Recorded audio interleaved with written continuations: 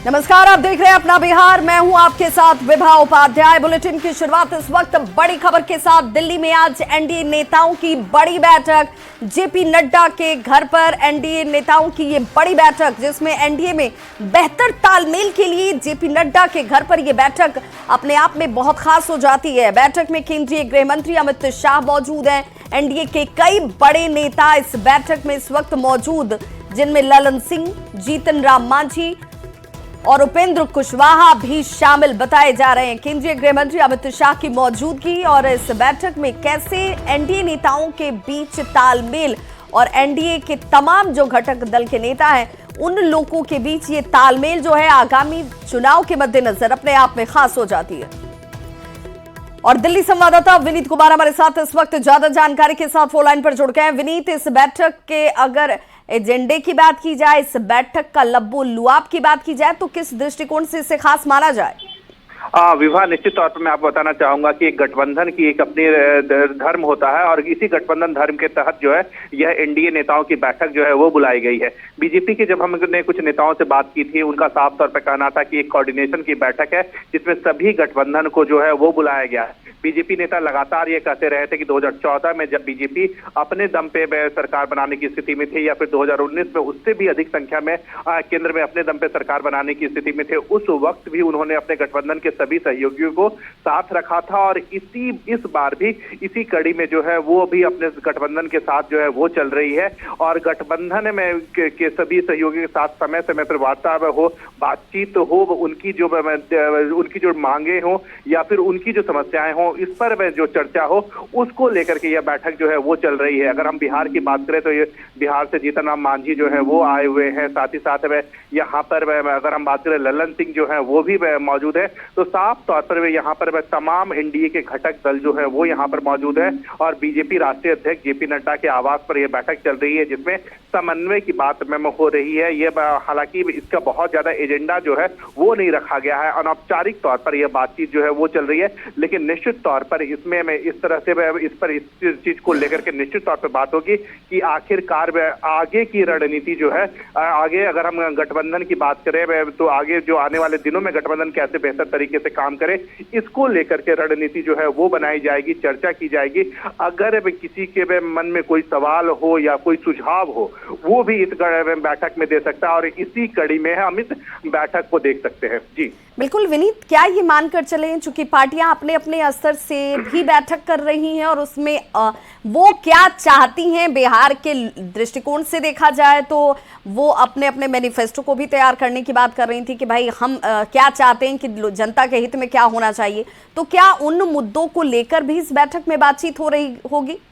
जी निश्चित तौर पे मैं आपको बताना चाहूंगा कि अगर हम आगामी दिनों की बात करें तो उसमें सबसे महत्वपूर्ण जो चुनाव होता है वो बिहार का ही चुनाव है।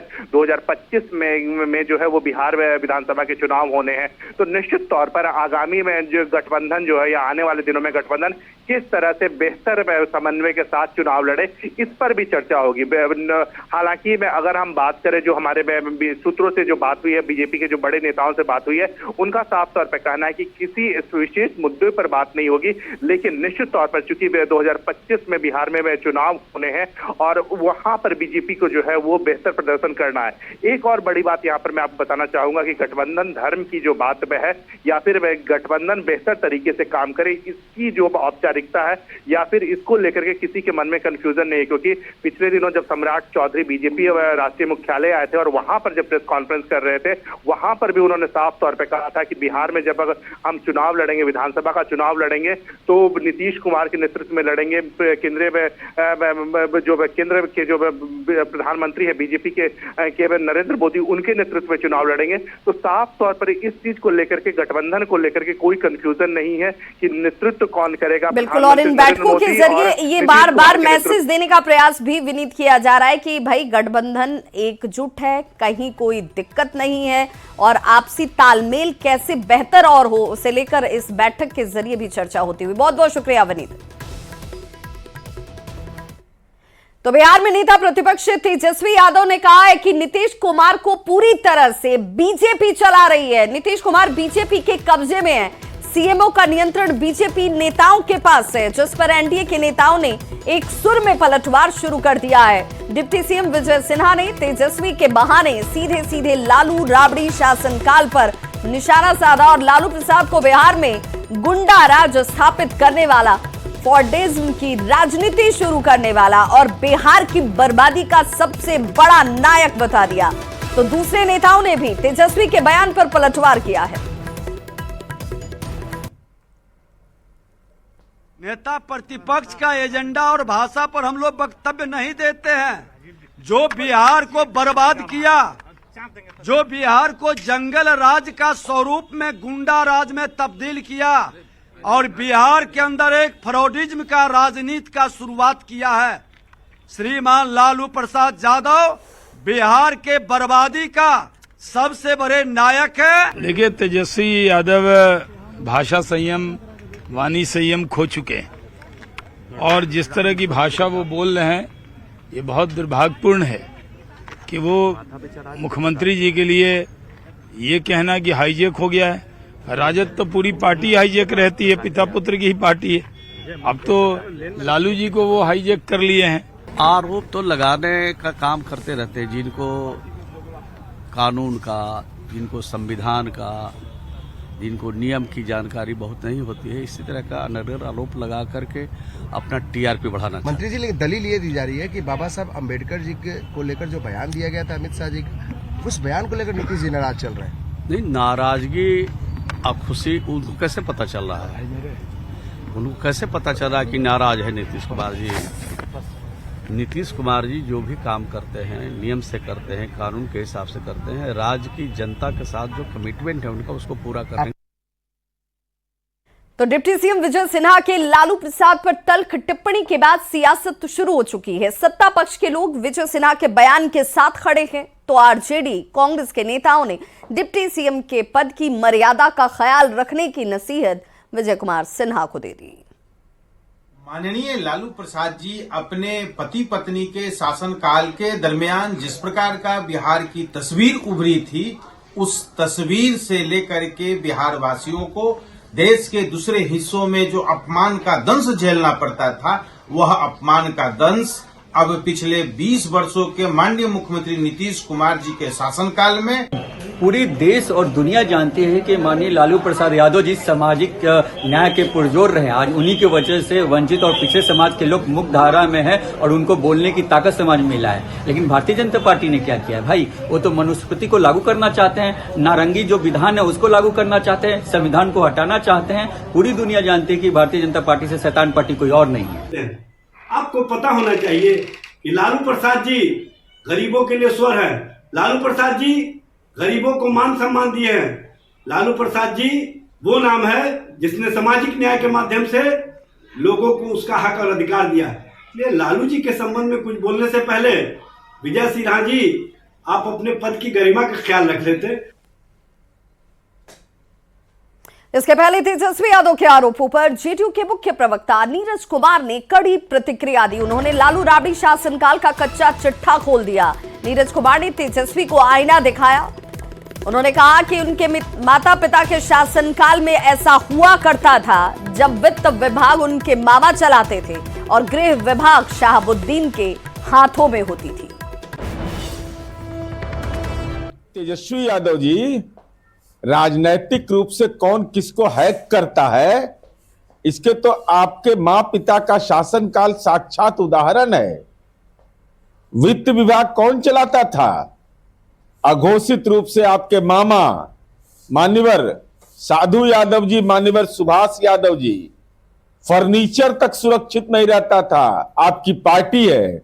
और माननीय नीतीश कुमार जी का शासन का इकबाल ऐसा है कि हम जब पॉलिटिकल सिजेरियन इंजेक्शन देते हैं ना, वो दर्द असहाय करता है और पीड़ा भी असहाय निकलती है। तो तेजस्वी यादव के बयान के बाद सियासत जो है वो थमने का नाम ही नहीं ले रही। एनडीए के नेता जहां तेजस्वी यादव और लालू राबड़ी शासनकाल की पोल खोलने में लगे हैं, तो आरजेडी और कांग्रेस के नेता तेजस्वी के बयान के साथ मजबूती से खड़े नजर आ रहे हैं। नेता प्रतिपक्ष की कमान 4 लोगों के हाथ में है। पशुपालन चोर उनका पहला मालिक है, अपहरण उद्योग चलाने वाले उद्योगपति उनके दूसरे मालिक हैं, डकैती करने वाले डाकू उनके तीसरे मालिक हैं और सड़क पर मोटरसाइकिल छीनने वाले लुटेरे उनके चौथे मालिक हैं। यह है बिहार का नेता प्रतिपक्ष। देखिए, ये तो बहुत सच है कि नीतीश कुमार जी के हाथ से कंट्रोल जा चुका है। वो पहले वाले नीतीश कुमार जी नहीं कि खुद डिसीजन लेते थे, खुद मॉनिटरिंग करते थे।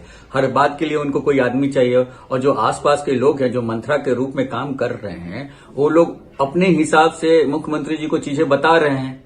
मतलब कहीं ना कहीं भारतीय जनता पार्टी का नियम और कंट्रोल लागू हो रहा है। बीजेपी ही पूरा सीएमओ को चला रही है। ये बात नेता विरोधी दल श्री तेजस्वी यादव जी ने कल स्पष्ट रूप से कहा कि अब तो पूरा कंट्रोल बीजेपी का है।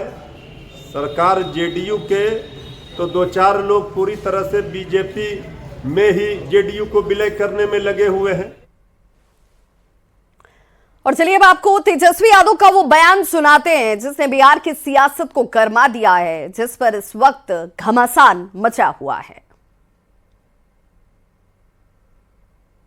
सीएम जो है पूरी तरीके से भाजपा जो है उन चला रही है। यहाँ का जो सीएमओ है वो उसका कंट्रोल जो है भाजपा के नेताओं के पास है, और जो इनके कुछ 4 जो नेता हैं, 2 दिल्ली में चले गए हैं, 2 यहाँ हैं, वो भाजपा के संपर्क में है। तो पूरी तरीके से कंट्रोल जो है अब अमित शाह जो है कर रहे हैं। तो तेजस्वी यादव के बयान पर केंद्रीय गृह राज्य मंत्री नित्यानंद राय ने भी पलटवार किया और कहा कि परिवारवादी और भ्रष्टाचार में लिप्त पार्टी के लोग इसी तरह के बयान देते हैं, जबकि दुनिया जानती है कि नीतीश कुमार ने बिहार को जंगल राज से निकालकर बहुत अच्छे से चलाया है। देखिए, गवर्नर का पद बहुत सम्मानित पद होता है और आरिफ बेग साहब बहुत ही पढ़े लिखे लोग हैं और हमेशा गरीबों की चिंता करने वाले लोग हैं, दलितों की चिंता करने वाले लोग हैं, पिछड़ों की चिंता करने वाले लोग हैं, सबकी चिंता करने वाले लोग हैं, संविधान के आदर करने वाले लोग हैं। बहुत अच्छे गवर्नर बिहार को मिला है। तो आपने देखा कि किस तरीके से उन्होंने कहा कि हालांकि ये बयान जो था उनका राज्यपाल बिहार के चूंकि बदल चुके हैं, अब आरिफ मोहम्मद खान जो है बिहार के नए राज्यपाल बनाए गए, उसे लेकर के नित्यानंद राय का बयान आप ये सुन रहे थे। इधर तेजस्वी यादव के आरोपों पर सियासी घमासान के बीच वीआईपी के नेता तेजस्वी के बयान को सही बताने में लगे हुए हैं और उनके साथ खड़े नजर आ रहे हैं।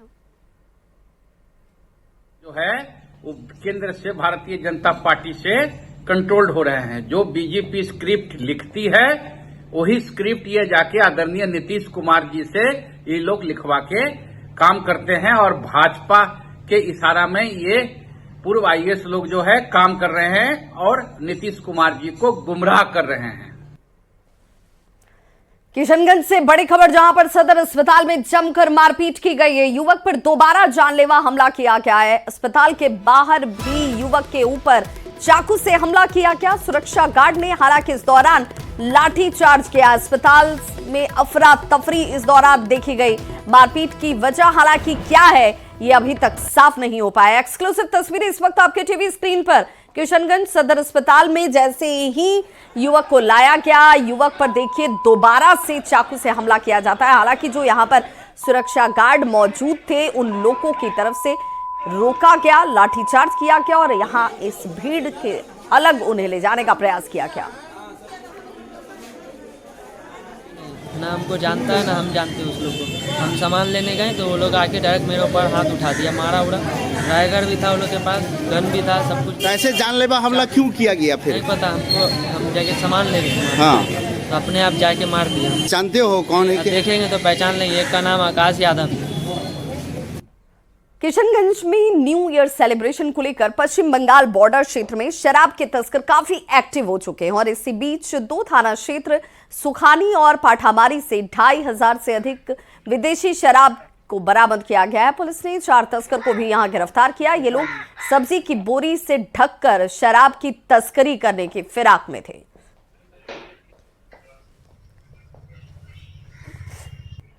गोपालगंज पुलिस ने सरकारी आम गैर मजरूआ जमीन से अतिक्रमण को कड़ी सुरक्षा के बीच हटवा दिया। मांझा थाना क्षेत्र के छवही खास गांव से जेसीबी की मदद से अतिक्रमण को हटाया गया। मजिस्ट्रेट के साथ पहुंची पुलिस ने पहले माइकिंग की और फिर अतिक्रमणकारियों से अतिक्रमण हटाने की अपील की गई।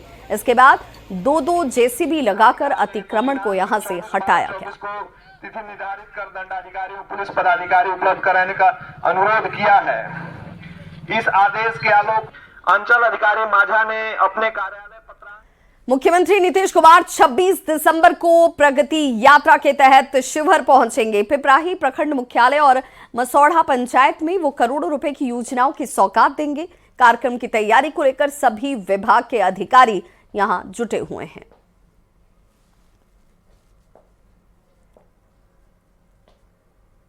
यात्रा में मुख्यमंत्री जी के साथ सभी वरीय माननीयगण तथा सभी विभागों के अपर मुख्य सचिव वगैरह रहेंगे और शिवहर की सभी ज़रूरतों पर और जो अभी तक यहाँ काम हो रहा है और अन्य आवश्यक निर्देश आगे बढ़ने के लिए सभी महानुभावों द्वारा दिए जाएंगे। जी कितना की योजना?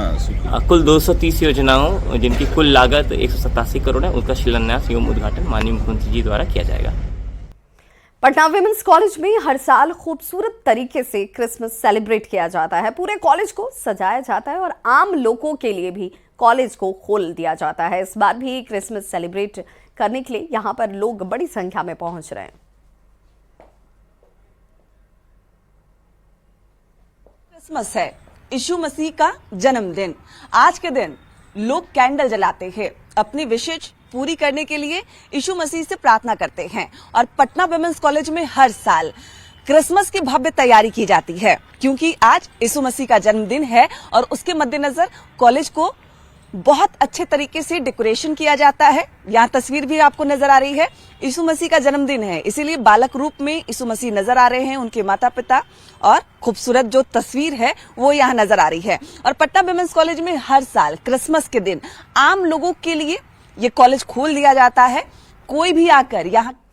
और इस वक्त बड़ी खबर आ रही है, केंद्रीय मंत्री गिरिराज सिंह की तरफ से एक बड़ी मांग रख दी गई है। सीएम नीतीश कुमार को भारत रत्न देने की मांग गिरिराज सिंह की तरफ से की जा रही है। बिहार के विकास में नीतीश कुमार का योगदान बड़ा है और इसीलिए उन्हें भारत रत्न दिया जाना चाहिए। ये मांग करते हुए गिरिराज सिंह, बिहार को बर्बादी से नीतीश कुमार ने बचाया है, नवीन पटनायक को भी भारत रत्न देने की मांग गिरिराज सिंह की तरफ से की गई है। ओडिशा के पूर्व मुख्यमंत्री नवीन पटनायक, उन्हें भी भारत रत्न मिले। साथ ही साथ बिहार के मुख्यमंत्री नीतीश कुमार के बिहार के विकास में योगदान को जिक्र करते हुए उनकी तरफ से भारत रत्न की मांग की गई। तो ये बड़ी खबर इस वक्त, सीएम नीतीश कुमार को भारत रत्न देने की मांग अब तक जेडीयू के स्तर से भले की जाती हो, लेकिन बीजेपी के एक बड़े नेता गिरिराज सिंह की तरफ से अब नीतीश कुमार के लिए भारत रत्न देने की मांग की गई है। गिरिराज सिंह ने कहा है कि भाई बिहार को बर्बादी से विकास के पथ पर लेकर पहुंचाने वाले शख्स का नाम नीतीश कुमार है। नीतीश कुमार ने बिहार को बर्बादी से बचाया, उनका योगदान बिहार के विकास में बहुत बड़ा है और इसी योगदान के मद्देनजर उन्हें भारत रत्न दिया जाना चाहिए। ये मांग करते हुए खुद केंद्रीय मंत्री गिरिराज सिंह नजर आए। सीएम नीतीश कुमार को भारत रत्न देने की मांग गिरिराज सिंह की तरफ से कर दी गई है क्योंकि बिहार के विकास में नीतीश कुमार के योगदान का जिक्र उनकी तरफ से किया गया। उन्होंने नीतीश कुमार के साथ साथ नवीन पटनायक के लिए भी भारत रत्न देने की मांग की है। तो गिरिराज सिंह की ये मांग अब सीधे तौर पर नीतीश कुमार के लिए अभी तक भले जेडीयू के स्तर पर कई बार इस तरह की मांग रखी गई हो कि भाई नीतीश कुमार ने बिहार का विकास किया, नीतीश कुमार ने बिहार की छवि सुधारा, नीतीश कुमार ने बिहार में रोजगार लाया, नीतीश कुमार की तरफ से बिहार में बेटियों को पढ़ने के लिए मौका दिया गया, लेकिन अब ये मांग नीतीश कुमार के लिए गिरिराज सिंह करते हुए नजर आ रहे हैं। और जेडीयू प्रवक्ता परिमल कुमार हमारे साथ इस वक्त फोन लाइन पर जुड़ चुके हैं। परिमल जी, बहुत स्वागत। और अब नीतीश कुमार के लिए आप लोगों की तरफ से बार बार इस बात का भले जिक्र किया गया हो कि नीतीश कुमार का योगदान कितना बड़ा है, लेकिन अब तो बीजेपी के कद्दावर नेता, बेबाक नेता गिरिराज सिंह ये कह रहे हैं कि भाई भारत रत्न नीतीश कुमार को मिले। देखिए, आप यदि पूरे पोस्ट इंडिपेंडेंस जो पूरे पीरियड रहे हैं, पूरे भारत के सिनारियो जो रहे हैं, उसमें यदि एक ऐसे व्यक्ति या एक नीतीश कुमार एक ऐसे नेता हैं जो न सिर्फ विकास किया, प्रगति का मार्ग सुनिश्चित किया, बल्कि मेंटल इवोल्यूशन की स्थिति उन्होंने लाई। मतलब बिहार की छवि में विकास हुआ, बिहार तीव्र गति से विकास के मार्ग पर चल रहा है, प्रगति की और प्रोग्रेसिव और मेंटल इवोल्यूशन इस रूप में कि लोग विकास को स्वीकार करते हैं और उनके साथ चलने का प्रयास करते हैं, राइट। तो लगातार जिस तरह प्रत्येक सेक्शन के लिए देखिए, कुछ व्यक्ति, जैसे उदाहरण मैं दे दूं कि कुछ जो विपक्षी दल के लोग या इंडिया गठबंधन के लोग जाति जनगणना इत्यादि की बात करते हैं, तो हमारे आदरणीय नेता और उन नेताओं में डिफरेंस ये है कि जैसे जो विपक्षी दल के नेता है राहुल गांधी है, यहाँ तेजस्वी जी हैं, तो ये लोग जाति को as a instrument to win the election के रूप में देखते हैं, जबकि हमारे आदरणीय नेता नीतीश कुमार जाति को विकास के यूनिट के रूप में देखते हैं, क्योंकि समता मूलक समाज की स्थापना करने के लिए उस तरह के आखिरी की आवश्यकता होगी। बहुत महत्वपूर्ण बात है। आप देखिए, हमारे यहाँ जाति आधारित जनगणना अभी सर्वे करवाए गए और सरकार ने उस आधार पर मेंटल रिवोल्यूशन की बात मैं इसलिए कर रहा हूँ कि मैं उदाहरण दे रहा हूँ कि सरकार ने उस आधार पर आरक्षण नीति को लागू किया। पूरे भारत में जब कभी भी आरक्षण में बढ़ोतरी होती है तो पूरे समाज में अव्यवस्था फैलती है, उसके विपक्ष में लोग नारेबाजी करते हैं, लेकिन आदरणीय नीतीश कुमार ने शिक्षा का संवर्धन करके मेंटल लेवल को इस स्तर पर पहुंचा दिया कि लोगों ने उसको स्वीकार किया और लोग समता मूलक समाज की स्थापना के साथ विकास और सामाजिक न्याय की बात करते हैं। बिल्कुल, तो जेडीयू भी इस बात की मांग का समर्थन करता है कि नीतीश कुमार को भारत रत्न मिलना चाहिए। और हमारे साथ देखिए अरविंद जी भी जुड़ चुके हैं। अरविंद सिंह, बीजेपी प्रवक्ता, बहुत स्वागत अरविंद जी। और बीजेपी की तरफ से खुद गिरिराज सिंह ये कह रहे हैं कि नीतीश कुमार को भारत रत्न मिले। जी, नीतीश कुमार जी को भारत रत्न मिलना चाहिए। बिहार में जंगल राज को खात्मा करके विकास के पैदान पर उन्होंने बिहार को खड़ा करने का काम किया है। वो अटल बिहारी वाजपेयी जी के हमारे नेता हैं, भारत रत्न अटल बिहारी वाजपेयी जी, उनके मंत्रिमंडल के वो सदस्य रहे हैं, उनके सहयोगी रहे हैं। और माननीय मुख्यमंत्री जी ने बिहार में जल जीवन हरियाली जैसे बड़े काम को करके पर्यावरण से लेकर के गरीबों के घर में जल तक, नल जल, घर, स्वास्थ्य, शिक्षा पहुंचाने का काम किया है, इसलिए उन्हें भारत रत्न मिलना चाहिए। तो आप भी इस मांग का समर्थन करते हैं, ये ऐसा होना चाहिए, ये आप सबकी भी इच्छा है। ऐतिहासिक पुरुष हैं बिहार के। जी बिल्कुल, बहुत बहुत शुक्रिया अरविंद जी हमारे साथ जुड़ने के लिए। और जरा अब वो बयान सुन लीजिए जिसमें गिरिराज सिंह की तरफ से नीतीश कुमार के लिए भारत रत्न दिए जाने की मांग की गई है। कि नीतीश कुमार इतने दिनों तक मुख्यमंत्री रहे, आज के बच्चे जो 30 साल के हो गए हैं, उन्होंने नहीं देखा लालू जी का जंगल राज, कुव्यवस्था, सड़कें, अस्पताल, स्कूल जर्जर स्थिति थी। आज उसको एक ऊंचाई पर ले जाने का काम किया है। और उड़ीसा में नवीन पटनायक ने भी वर्षों तक सेवा की। ऐसे व्यक्ति को देश में पुरस्कृत करने की जरूरत है, चाहे जिस भी पद से स्वीकार किया जाए, भारत रत्न जैसे चीजों से नवाजा जाए। तो गिरिराज सिंह को आपने सुना, जिन्होंने कहा कि भारत में अगर कुछ लोगों के योगदान की चर्चा की जाएगी तो उनमें बिहार से नीतीश कुमार की चर्चा होगी, क्योंकि बिहार को विकास के पथ पर नीतीश कुमार ने पहुंचाया, बिहार की छवि को सुधारा, और इसीलिए ये मांग बहुत जायज हो जाती है। हमारे साथ आरजेडी के मुख्य प्रवक्ता मृत्युंजय तिवारी जी जुड़ चुके हैं। मृत्युंजय जी, बहुत स्वागत है आपका। गिरिराज सिंह की तरफ से नीतीश कुमार के लिए भारत रत्न दिए जाने की मांग की गई है। देखिए, अभी तो बीजेपी आदरणीय नीतीश कुमार जी को मतलब पलक बिछा करके स्वागत कर रही है और तरह तरह के रत्न देने की मांग करेगी। अभी तो मतलब है, तो मतलब निकल जाएगा तो फिर पहचानेंगे भी नहीं। तो शिंदे जी के साथ महाराष्ट्र में क्या किया? तो बीजेपी का तो यही चरित्र है। अभी सब लोग कह रहे हैं आदरणीय नीतीश कुमार जी के नेतृत्व में लड़ेंगे, लेकिन केंद्रीय गृह मंत्री आदरणीय अमित शाह जी ने कहा, जब उनसे पूछा गया तो उन्होंने कहा कि नहीं, उन्होंने चुप्पी लगा दी। अब अभी तो मतलब है, अभी तो उनसे जरूरत है, चुनाव है बिहार में। लेकिन मृत्युंजय जी ये तो बहुत साफ हो चुका है। एनडीए की तरफ से बार बार ये कहा गया है कि भाई नेतृत्व नीतीश कुमार का ही होगा, नीतीश कुमार की अगुवाई में ही चुनाव होगा। नेतृत्व करेंगे लेकिन मुख्यमंत्री वही होंगे, ये अभी तक किसी ने नहीं कहा, आपने सुना है।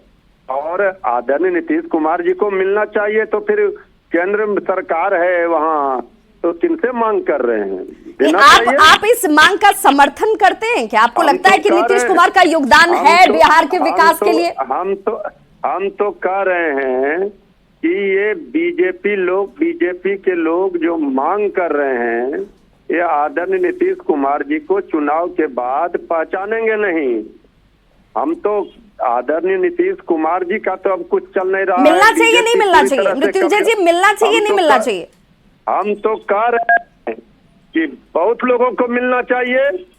नीतीश कुमार को मिलना चाहिए कि नहीं मिलना चाहिए? सामाजिक न्याय, आदरणीय लालू प्रसाद जी जिन्होंने सामाजिक न्याय की धारा को, धर्मनिरपेक्षता को मजबूत किया, नीतीश कुमार को मिलना चाहिए नहीं मिलना चाहिए? उनको भी मिलना चाहिए। ठीक, उनको भी मिलना चाहिए, लेकिन नीतीश कुमार को मिलना चाहिए कि नहीं? हम लोग तो कह रहे हैं, हमारे नेता तेजस्वी यादव जी ने कई बार कहा, बहुत सारे लोग हैं उनको मिलना चाहिए। चलिए, आपकी व्यवस्था में समझती हूँ, इसीलिए शायद आप इस सीधे से सवाल का सीधा जवाब नहीं दे पा रहे हैं कि नीतीश कुमार को मिलना चाहिए, और इसके अलावा बहुत सारे लोगों का योगदान है जिन्हें मिलना चाहिए था। लेकिन आपकी व्यवस्था अपनी जगह पर समझ आती है। बहुत बहुत शुक्रिया मृत्युंजय जी हमारे साथ जुड़ने के लिए। तो देखिए, गिरिराज सिंह की तरफ से एक बड़ा बयान, और ये बयान भी आज के इस दिन पर जब खुद अटल बिहारी वाजपेयी, श्रद्धेय अटल बिहारी वाजपेयी की जयंती 100वीं मनाई जा रही है, और गिरिराज सिंह ये कह रहे हैं कि भाई नीतीश कुमार का बिहार के विकास के लिए योगदान अभूतपूर्व है और इसीलिए उन्हें भारत रत्न मिलना चाहिए। तो इस बुलेटिन में बस इतना ही, लेकिन न्यूज़ 18 बिहार झारखंड पर खबरों का सिलसिला लगातार जारी है।